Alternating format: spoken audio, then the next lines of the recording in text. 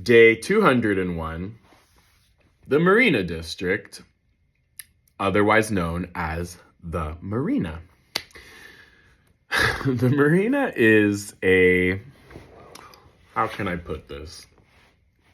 Is misunderstood the right? I don't know if misunderstood is the right way to describe it. Notorious? Let's go with notorious.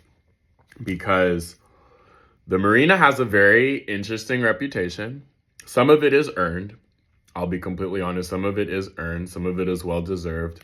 I have a connection to the neighborhood, a personal connection. It kind of supersedes all of that. But the part of San Francisco, literally, where you can see the Golden Gate Bridge, the Palace of Fine Arts, Crissy Field, for all intents and purposes, the bougiest corner of San Francisco is the Marina District. And when I say corner, the actual corner would be where the Presidio, that's the corner. And I've covered that in a different video. But the Marina District, growing up, the running joke was that you can't get earthquake insurance in the Marina District.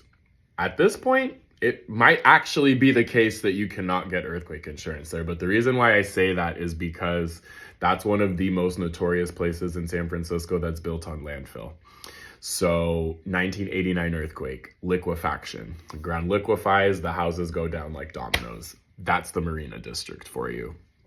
Those like huge, like $5, $6, $7 to $10 million homes that are like the closest you can get to the water on the yacht, with, again, the only place you'll get a view of the Golden Gate Bridge like that as close to the water, other than Sea Cliff, which is exactly what it sounds like up on the cliff, is the Marina District. There are parts of the Marina District that I swear to God are like smack dab out of Los Angeles, especially when you walk down Chestnut Street, where on a beautiful sunny day, the weather tends to be really nice in the Marina. And you have like 6 different shades of bleached blonde, you know what? Yeah, that's the Marina District. How does it connect to my family? Well, the first 3 generations of my family lived in the Marina District. The first 2 generations of my San Francisco side.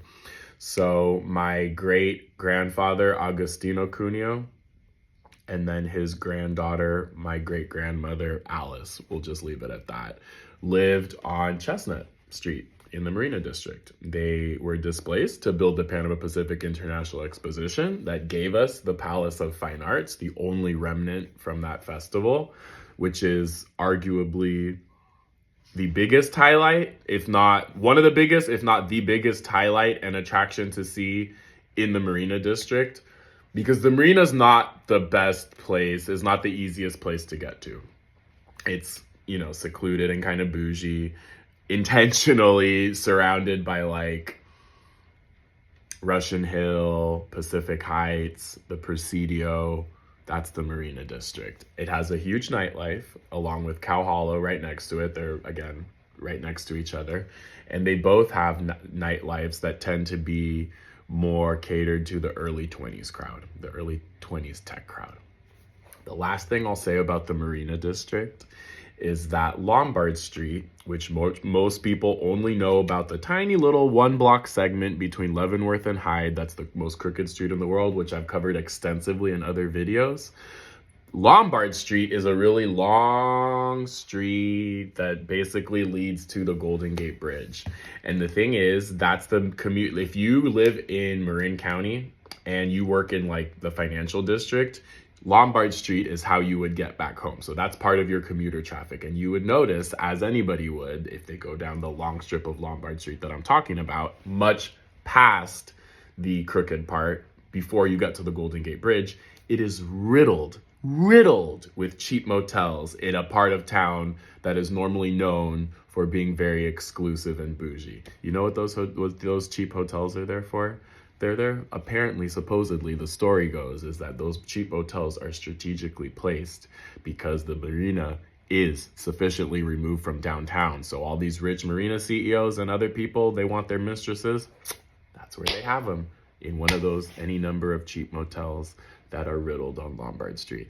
So that's a little bit about the Marina District. Absolutely, absolutely a place that is worth seeing. That's like that and Noe Valley are the two notorious top brunch spots in San Francisco. But you got to see the Marina District. You just have to. It's one of those places you got to visit when you come to San Francisco. And it's, again, notorious. It has earned that reputation. But that's a little bit about the Marina District.